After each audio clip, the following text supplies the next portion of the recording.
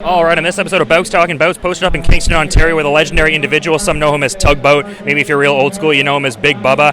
Shockmaster also. I've got Fred Ottman on the program. How's it going, man? Good. How you doing, man? Oh, I'm doing great. I'm just kind of wondering what it's like being at an event like this where, you know, it's like a generational thing. Like, you know, you see grandkids and you see the young kids and everything. Must be great, man. It's awesome, especially with the network, because now grandkids, hey, bro, oh, my God. We're getting a Tully Blanchard cameo. Oh, my God. God, it's good to see you. It's good to see you. Oh, my God, brother. Oh, my God. I seen you were going out to work at Rudy's school. Yeah, I've do got a a deal little there. seminar thing That's cool, next week. man. That's cool. I see your daughter's doing really well. Oh, man. Yeah, she's one of the best wrestlers nowadays to watch, for me at least. I really enjoy her. If I had her talent, maybe we'd stay longer. Oh, my God. Ah, come on now. Yeah, I'm still looking Anyway. for talent.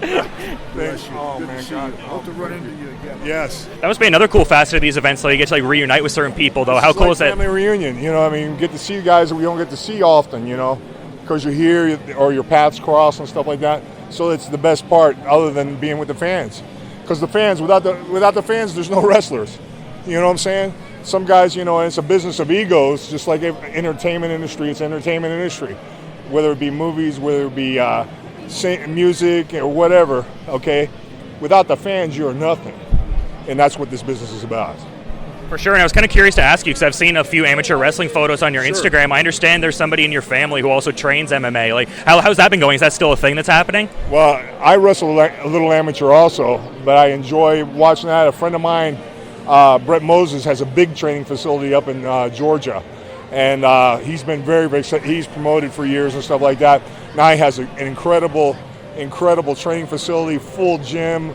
A buddy of mine from Florida equipped his gym, and I mean, That's Brooksville, Florida, right? Like, your nephew, is he still training there? I knew, like, per an interview a few years for ago. a while, but he's not doing it anymore. He stopped doing training, but my buddy here, he's got nationally ranked guys that are working there, and it's in a college town. It's where the University of Georgia is, so there's a lot of people from there that are training in this facility, so it's kind of a cool thing. Yeah, for sure. And I also wanted to ask you about an interview I'd seen. I believe it was Bruce Pritchard who was saying there was tentative plans for Tugboat to main event WrestleMania with Hulk Hogan at one point. Were you ever privy to that, prospective plan? You never know what's going on. That's behind closed doors until they go, hey, this is what we're doing. That's all it is. There was also the rumor of Chic Tugboat also.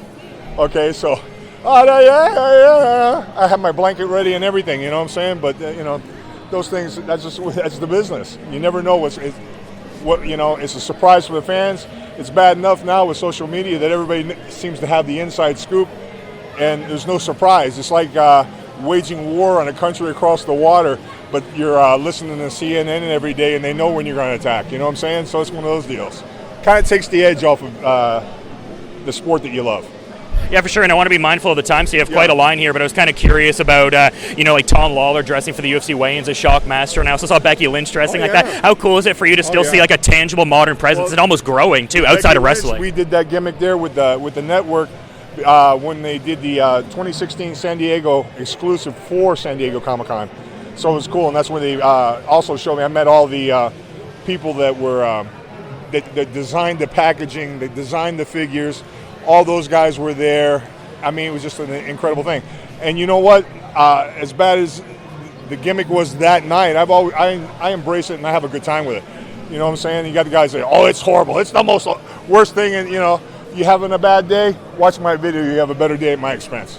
And I'm curious if there's anything you want to add as a parting thought as we're wrapping up here. You've been really great with your time, man. I appreciate it. I appreciate it. These guys, I don't want to put them on hold because they're the most important thing to me. They came out to see me, and I'm happy, along with all the other guys that are here.